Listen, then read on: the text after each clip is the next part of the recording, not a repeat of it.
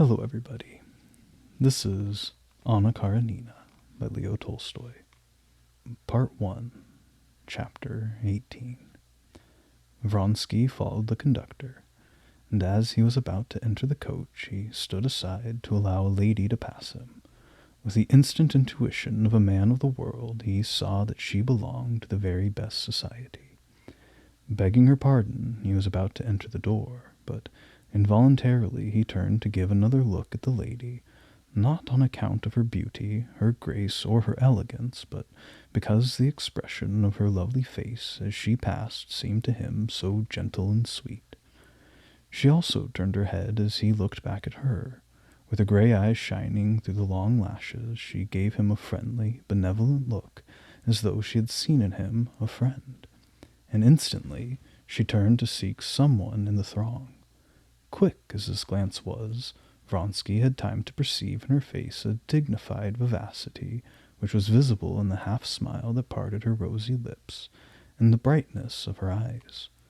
Her whole person was radiant with the overflowing spirits of youth, which she tried to hide, but in spite of her, the veiled lighting of her eyes gleamed in her smile. Vronsky went into the coach. His mother, an old lady with little curls and black eyes, received him with a slight smile on her thin lips. She got up from her chair, handed her bag to her maid, and extended her little thin hand to her son, who bent over it. Then she kissed him on the brow. "You received my telegram? You are well? Thank the Lord." "Did you have a comfortable journey?" said the son, sitting down near her, and at the same time listening to a woman's voice just outside the door. He knew that it was the voice of the lady whom he had met. "However, I don't agree with you," said the voice. "It is a St. Petersburg way of looking at it, madame." "Not at all, but simply a woman's," was her reply. "Nous, allow me to kiss your hand. Goodbye, Ivan Petrovitch. Now look and see if my brother is here, and send him to me," said the lady at the very door, and re-entering the coach. "Have you found your brother?" asked Madame Vronskaya. Vronsky now knew that it was Madame Karenina. "Your brother is here," he said, rising. "Excuse me, I did not recognize you, but our acquaintance was so short," he added with a bow, "that you were not exactly sure that you remembered me." "Oh, no," she said. "I should have known you even if your Matushka and I had not spoken about you all the time that we were on the way."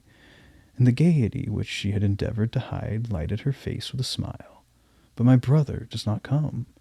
"Go and call him, Alosha," said the old countess. Vronsky went out on the platform and shouted, "Oblonsky, here!"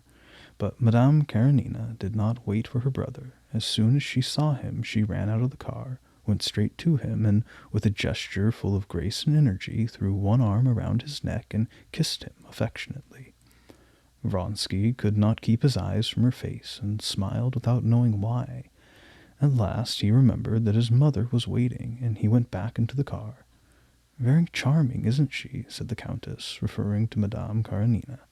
"Her husband put her in my charge, and I was delighted. We talked all the way. Nu, and you? They say, vous filez le parfait amour, tant mieux, mon cher, tant mieux." "I don't know what you allude to, mamma," replied the son coldly. "Come, mamma, let us go." At this moment Madame Karenina came back to take leave of the countess.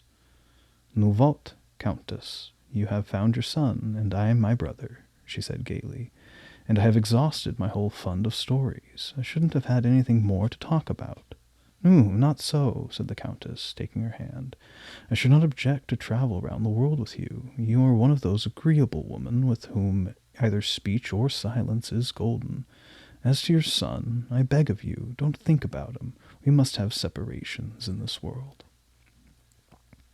Madame Karenina's eyes smiled while she stood and listened. "Anna Arkadyevna has a little boy about 8 years old," said the countess in explanation to her son. "She's never been separated from him before, and it troubles her." "Yes, we have talked about our children all the time, the countess of her son, I of mine," said Madame Karenina, turning to Vronsky, and again her face broke out into the caressing smile which fascinated him. "That must have been very tiresome. tossing lightly back the ball in this little battle of coquetry. She did not continue in the same tone, but turned to the old countess.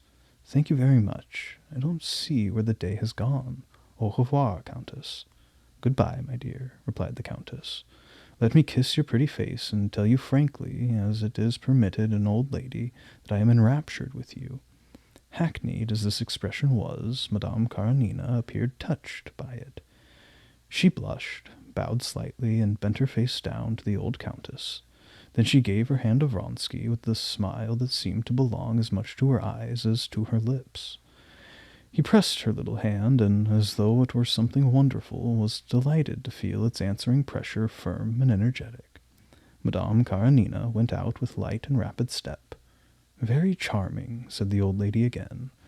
Her son was of the same opinion, and again his eyes followed her graceful round form till she was out of sight, and a smile came over his face.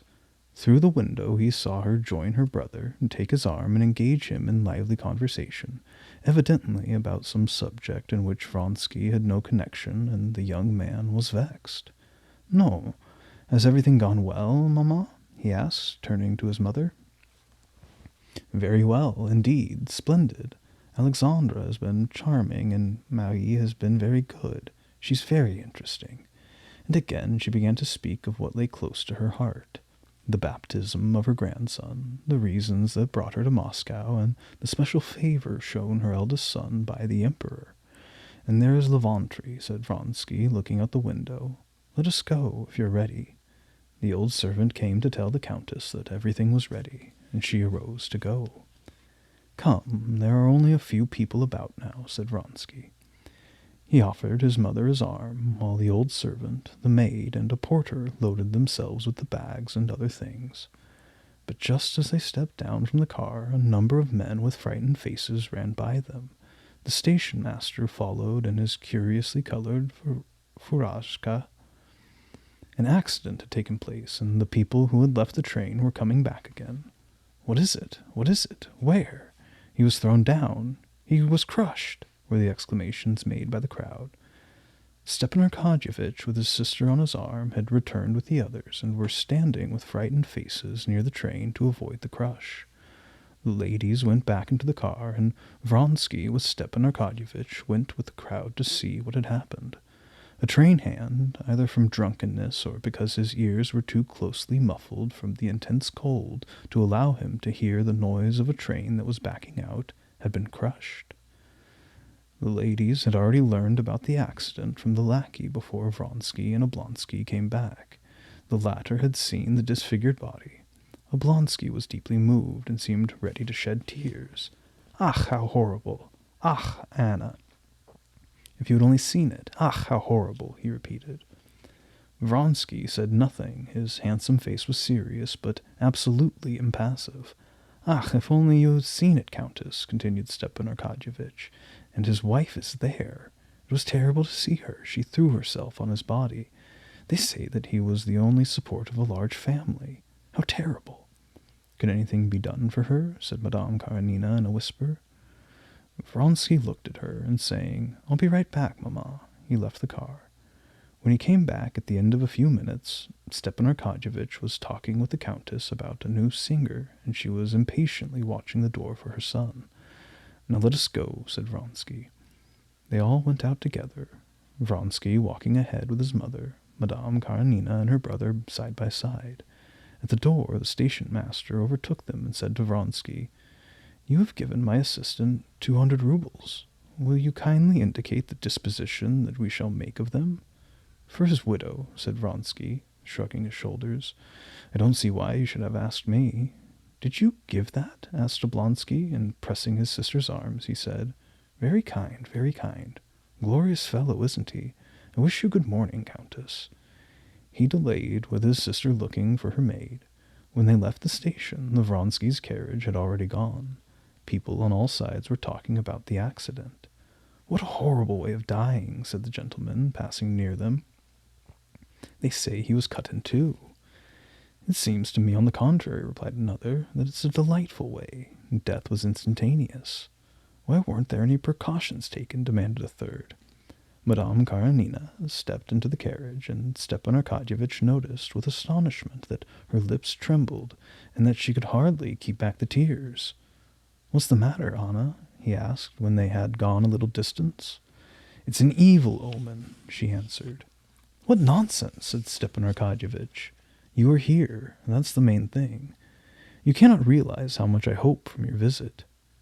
"Have you known Vronsky long?" she asked. "Yes, you know we hope that he will marry Kitty." "Really?" said Anna gently. "No, now let us talk about yourself," she added, shaking her head as though she wanted to drive away something that troubled and pained her. "Let us speak of your affairs. I received your letter, and here I am." "Yes, all my hope is in you," said Stepan Arkadyevitch. "No, tell me all." And Stepan Arkadyevitch began his story. When they reached the house, he helped his sister from the carriage, shook hands with her, and hastened back to the council chamber.